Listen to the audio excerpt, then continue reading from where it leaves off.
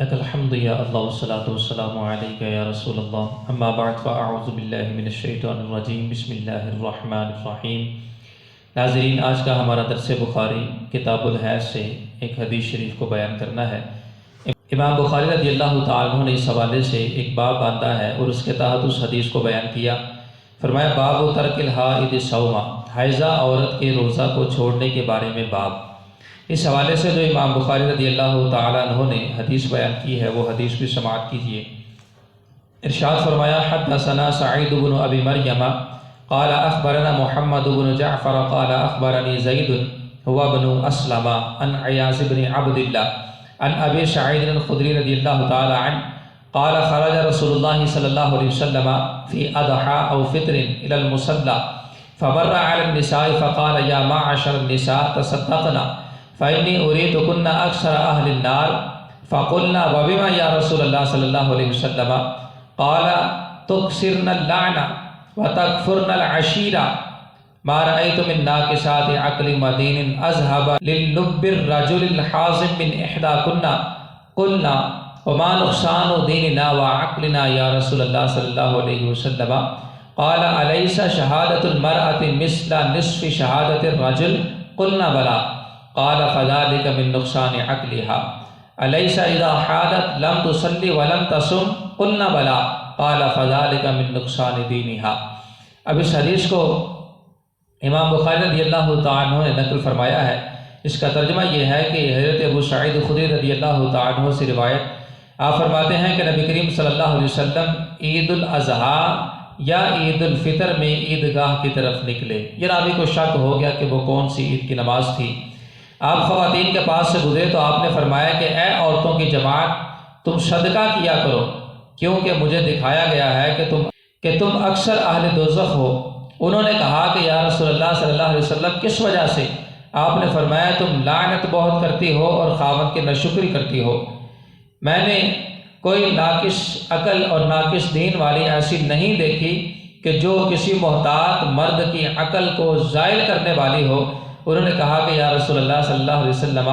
ہمارے دین اور ہماری عقل کا نقصان کیا ہے؟ آپ صلی اللہ علیہ وسلم نے فرمایا کہ ایسا نہیں ہے کہ عورت کی گواہی مرد کی گواہی کے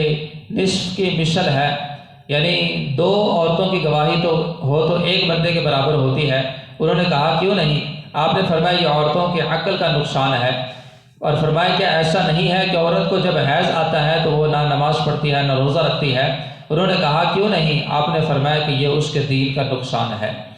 اس حدیث مبارکہ سے ہمیں بہت ساری چیزیں ثابت ہوتی ہیں۔ پہلی چیز جس کو امام بخاری رضی اللہ تعالیٰ عنہ نے پیش نظر رکھ کر اس حدیث کو اس باب کے تحت نقل کیا ہے کہ حائضہ عورت کے لیے روزہ رکھنے کی اجازت نہیں ہے، بلکہ وہ روزے کو چھوڑ دے گی اور بعد میں روزوں کی قضا کرے گی۔ اب اس حوالے سے امام بخاری رضی اللہ تعالیٰ عنہ نے جس حدیث کو نقل کیا ہے وہ جو باب باندھا تھا کہ حائضہ عورت کا روزوں کو چھوڑنا، اس کا تذکر اس حدیث کے اندر بالتصریح موجود ہے، جس سے امام بخاری رضی اللہ تعالیٰ عنہ کا اس حدیث کو لانے کا جو مقصد ہے وہ کما حقہ پورا ہو جاتا ہے۔ اب اس حدیث مبارکہ کے اندر حائضہ عورت کو روزہ چھوڑنے کا حکم دیا گیا۔ شریعت کے ہر حکم کے اندر بے شمار حکمتیں موجود ہوتی ہیں، چنانچہ اس حوالے سے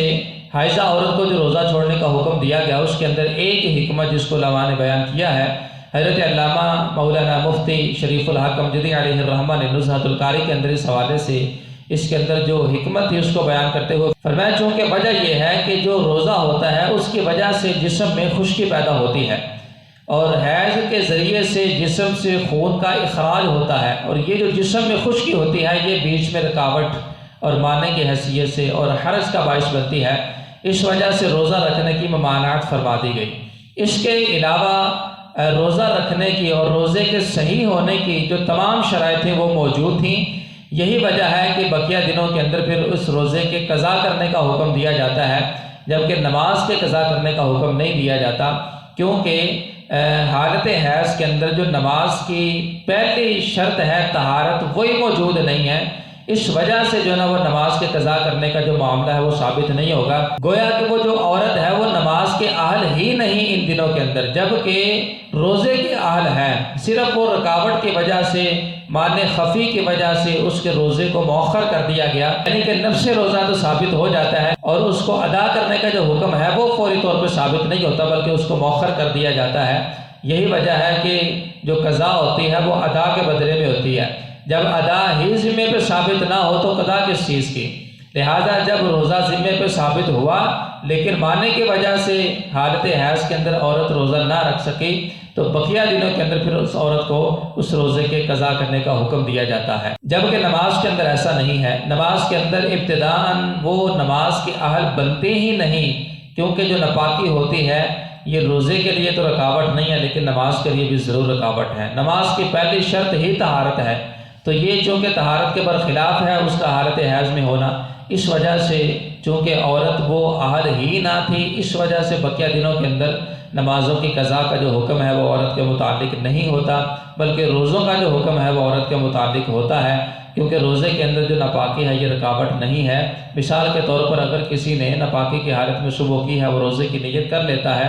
اور سارا دن معاذ اللہ اگر وہ ناپاک رہتا ہے تو روزہ تو درست ہو جائے گا، اگرچہ خارج اسباب کی وجہ سے اس کا جو فعل ہوگا وہ ناجائز بھی ہوگا، گناہ بھی ہوگا اور حرام کے درجے تک بھی چلا جائے گا۔ اب اس حدیث مبارکہ سے ہمیں اس کے علاوہ اور بہت ساری چیزیں ثابت ہوتی ہیں جس کو علماء نے تفصیل کے ساتھ بیان کیا ہے کہ اس حدیث مبارکہ کے اندر رسول اللہ صلی اللہ علیہ وسلم نے ارشاد فرمایا کہ مجھے دکھایا گیا کہ جہنم میں جو کثرت ہے یہ عورتوں کی ہے، فرمایا تم صدقہ دیا کرو۔ پتہ چلا کہ جو صدقہ ہے یہ بھی جہنم سے آزادی کا باعث ہے اور یہ اللہ تعالیٰ کو بڑا محبوب ہے، اور جو صدقہ ہے یہ کسی بھی حالت کے اندر دیا جا سکتا ہے، اور بالخصوص چونکہ رسول اللہ صلی اللہ علیہ وسلم عید کی نماز پڑھانے جا رہے تھے تو اس وقت آپ نے خواتین کو خصوصی طور پر صدقہ کرنے کا حکم ارشاد فرمایا تاکہ صدقے کی وجہ سے ایک تو جہنم سے آزادی اس سبب سے ہو سکے، اور دوسری طرف جو غرباء ہیں، یتیم ہیں، فقراء ہیں، ان کے لیے جو عید کی خوشیاں ہیں وہ بھی عید کی خوشیوں کے اندر شامل ہو سکیں۔ اور پھر اس حدیث مبارکہ سے ہمیں بڑی اہم چیز جو عقیدے کی ثابت ہوتی ہے وہ یہ ہے کہ حضور فرماتے ہیں کہ مجھے دکھایا گیا کہ جہنم میں کثرت عورتوں کی ہے۔ اب یہ جو حضور کو مشاہدہ کروایا گیا یہ حضور صلی اللہ علیہ وسلم کی فضیلت اور آپ کی جو اہمیت ہے اور آپ کا جو معجزہ ہے اس کو یہ چیز ظاہر کر رہی ہے کہ اللہ تعالیٰ نے آپ کو جہنم کا مشاہدہ کروا دیا ہوا ہے، اور پھر اس سے جہنم کا جو وجود ہے وہ بھی ثابت ہوتا ہے کہ اس کو بھی اللہ تعالیٰ نے پیدا کر دیا ہوا ہے، جنت کو بھی پیدا کر دیا ہوا ہے اور جہنم کو بھی پیدا کر دیا ہوا ہے۔ حضور کی نگاہ کا جو عالم ہے وہ بھی ثابت ہوتا ہے، اور اس حدیث سے ساتھ ساتھ ہمیں حضور کے علم غیب کا بھی ثبوت ہوتا ہے، کیونکہ حضور فرماتے ہیں کہ میں نے دیکھا کہ جہنم میں کثرت عورتوں کی ہے۔ اب یہ جو قلت اور کثرت کا معاملہ ہے اس کا تعلق علم کے ساتھ ہے، کیونکہ جہنم بہت وسیع ہے، کتنی عورتیں ہیں کتنے مرد ہیں اللہ اور اس کا رسول بہتر جانتا ہے۔ اس لیے حضور صلی اللہ علیہ وسلم نے اللہ کی عطا سے اس چیز کی خبر دی کہ میں نے ایک تو جہنم میں عورتوں کو بھی دیکھا ہے، مردوں کو بھی دیکھا ہے، لیکن میں نے جان لیا ہے کہ جو کثرت ہے یہ عورتوں کی ہے، یعنی جہنم میں عورتیں زیادہ ہیں مرد کم ہے۔ اس سے رسول اللہ صلی اللہ علیہ وسلم کا جو علم غیب ہے وہ بھی ہمیں بخوبی طور پہ ثابت ہوتا ہے۔ اور پھر اس حدیث مبارکہ سے یہ چیز بھی ثابت ہوتی ہے کہ عیدین کی جو نماز ہے یہ عیدگاہ میں جا کے پڑھنا یہ مستحب ہے، اور پھر مزید یہ بات بھی ثابت ہوئی کہ اس دور کے اندر عورتوں کے لیے عیدگاہ کے اندر جانا یہ جائز عمل تھا، اور بعد کے اندر چونکہ فتنے کا ظہور ہو گیا، فتنہ جو ہے نا وہ اپنا زور اور قوت پکڑ چکا تھا، اس وجہ سے پھر بعد کے اندر عورتوں کو عیدگاہ میں جانے سے منع کر دیا گیا۔ اور اس حوالے سے بخاری شریف کتاب الاذان کے اندر بھی امام بخاری نے اس حدیث کو نقل کیا ہے۔ حضرت عائشہ صدیقہ طیبہ طاہرہ رضی اللہ تعالیٰ عنہا فرماتی ہیں لو ادرک رسول اللہ صلی اللہ علیہ وسلم ما احدث النساء لمنعهن المسجد کما منعت نساء بنی اسرائیل، اگر نبی کریم صلی اللہ علیہ وسلم یہ دیکھ لیتے جو عورتوں نے نکال لیا تو انہیں مسجدوں میں جانے سے منع فرما دیتے جیسے بنی اسرائیل کی عورتوں کو منع کر دیا گیا۔ لہذا بعد کے جو فتنے تھے، حالانکہ حضرت عائشہ صدیقہ رضی اللہ تعالیٰ کا جو دور تھا حضور کے دور سے کچھ ہی جو نا وہ وقفے کے ساتھ تھا، زیادہ فاصلہ بھی نہیں تھا، لیکن اس کے باوجود عورتوں کے اندر بہت زیادہ چینجنگ آ چکی تھی، جس کی وجہ سے حضرت عائشہ صدیقہ رضی اللہ تعالی عنہا نے یہ جملہ ارشاد فرمایا۔ اور پھر اس حدیث مبارکہ سے یہ بات بھی ثابت ہوئی کہ بعض کے اندر اگر ضرورت پڑے تو جو بعض کرنے والا شخص ہے، جو سمجھانے والا ہے یا جو استاد ہے، معلم ہے، وہ ضرورت کے مطابق اس میں سختی بھی اختیار کر سکتا ہے، لہجے کو بھی تھوڑا سا سخت کر سکتا ہے۔ اور پھر یہ ہے کہ اس سے یہ بات بھی ثابت ہوئی کہ خطاب کے اندر جب کسی کی اصلاح مقصود ہو تو اس کو مخاطب نہ کیا جائے، بلکہ صیغہ عام کے ساتھ جو ہے وہ اصلاح کی جائے، کیونکہ یہ اصلاح کے زیادہ قریب طریقہ کار ہے۔ اور پھر اس حدیث مبارکہ سے یہ بات بھی ثابت ہوئی کہ اگر کوئی مسئلہ، کوئی بات سمجھ نہ آئے تو معلم سے فوری طور پر رجوع کر لینا چاہیے، اور جو چیز سمجھ نہیں آ رہی اس کو فوری طور پہ پوچھ لینا اور حل کروا لینا چاہیے، جیسا کہ عورتوں نے رسول اللہ صلی اللہ علیہ وسلم سے مسئلے کو پوچھا اور حضور صلی اللہ علیہ وسلم نے اس حوالے سے اس مسئلے کو کلیئر فرما دیا۔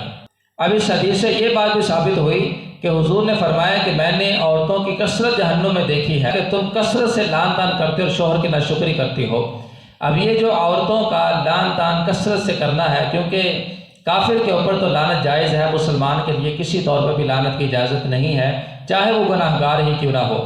اب یہ عورتوں کا یہ عمل کرنا، لعن طعن کرنا اور پھر شوہر کی ناشکری کرنا، یہ اتنے عظیم گناہ ہے کہ جس کی وجہ سے عورتیں کثرت کے ساتھ جہنم کے اندر داخل ہوں گی۔ اس سے یہ بات ثابت ہوتی ہے کہ یہ گناہ عظیم ہے، چھوٹے گناہ نہیں ہے، کبیرہ گناہوں میں اس کا شمار ہوتا ہے، جیسا کہ علماء نے اس حوالے سے توضیح فرمائی ہے۔ کبیرہ گناہ کے جہاں اور بہت ساری تعریفات بیان کی کہ وہاں یہ بھی ہے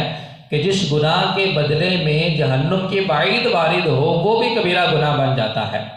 لہٰذا اس حوالے سے عورتوں کو بہت زیادہ احتیاط کرنے کی ضرورت ہے کہ اپنے آپ کو ان گناہوں سے بچائیں، اور بالخصوص شوہر کی خدمت کے حوالے سے، ان کے احسان کے حوالے سے احسان مند رہیں، احسان فراموشی سے اپنے آپ کو محفوظ رکھیں تاکہ وہ جہنم کے بجائے جنت کے مستحق بن سکیں۔ اور پھر اس حدیث مبارکہ سے رسول اللہ صلی اللہ علیہ وسلم نے یہ جو ارشاد فرمایا ہے کہ تمہارا دین بھی ناقص ہے اور تمہاری عقل بھی ناقص ہے، یہ جو حکم ہے یہ اکثر کے اعتبار سے ہے، ورنہ تاریخ اسلام کے اندر ایسی عورتوں کا تذکرہ ملتا ہے کہ جو کہ فقاہت کے اندر بے مثال تھیں، جو کہ عقل کے اندر بے مثال تھیں، اور جو کہ دینی معاملات کے اوپر عمل کرنے کے اندر بے مثال تھیں، کیونکہ بعض مرد بھی ایسے ہیں جو بڑے غیر محتاط ہوتے ہیں، نماز بھی نہیں پڑھتے، روزہ بھی نہیں رکھتے، اور بعض عورتیں بڑی نیک اور پارسا ہوتی ہیں کہ جو بڑی احتیاط کے ساتھ، استقامت کے ساتھ نماز روزے کی پابند ہوتی ہیں۔ تو یہ جو سرکار کا فرمان ہے کہ تمہاری عقل بھی ناقص ہے، تمہارا دین بھی ناقص ہے، یہ کثرت کے اعتبار سے ہے، یعنی اکثر ایسا ہے، ورنہ عموماً بعض خواتین ایسی ہوتی ہیں کہ جو سمجھداری کے اندر، پرہیزگاری کے اندر مردوں سے بھی زیادہ ہوتی ہیں۔ تو بہرحال یہ جو حدیث مبارکہ ہے یہ کئی اعتبار سے جامع معنی ہے اور کئی فوائد کے اوپر مشتمل ہے، جس کو امام بخاری رضی اللہ تعالیٰ عنہ نے کتاب الحیض کے اندر بیان کیا ہے۔ اللہ رب العزت ہمیں علم دین کی معرفت نصیب فرمائے، آمین بجاہ النبی الامین صلی اللہ علیہ وسلم۔